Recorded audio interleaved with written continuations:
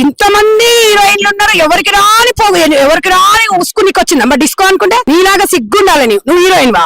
ఎక్కడ హీరోయిన్ అమ్మా? రక్తం మత్తావు నువ్వు, సైడ్ ఆర్టిస్ట్ నువ్వు. సిగ్గున్నాదేవే నీకు? అట్లా బట్టలు వేసుకొని తిరుగుతావు, తెలంగాణలో పుట్టినావు నువ్వు. నీ అమ్మ నీ ఒళ్ళు నీ ఇష్టమే, నీ ఒళ్ళు నీ ఇష్టం, నీ ఇంట్లో వరకు వేసుకో. మగ పొలం నాగం చెయ్యకు. ఇప్పుడు నువ్వు అన్నం ముందల పెట్టి తినొద్దు, ఆస్వాదించొద్దు అంటే ఎవడుకుంటాడు? మొగోళ్ళని రెచ్చగొట్టే నీలాంటి ఆడదే. మనం చూపించుకోవాల్సింది వంపులు సొంపులు ఎవరికి? మొగుడికి, మంది మొగులకు కాదు. మళ్ళీ ఏదన్నా కామెంట్ చేస్తే అడిగే స్వేచ్ఛ. ఇప్పుడు ఎవడన్నా మిమ్మల్ని కామెంట్ చేసినప్పుడు అడిగే రైట్ మీకు లేదు. ఎవడైనా కామెంట్ చేసుకుంటాడు, ఎన్నైనా పెట్టుకుంటాడు, అది లేదు మీకు.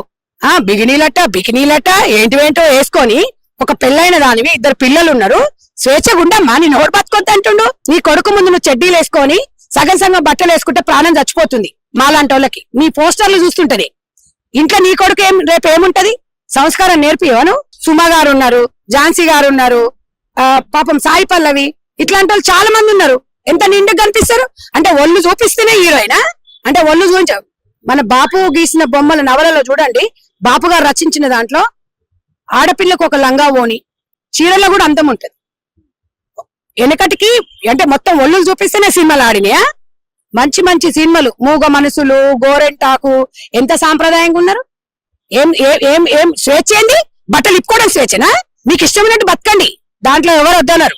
బట్టలు ఇప్పుకుంటే స్వేచ్ఛ అంటే గజికి కొత్త సమానం అంటారు. అనసూయమ్మ నీకేం చెప్పలా?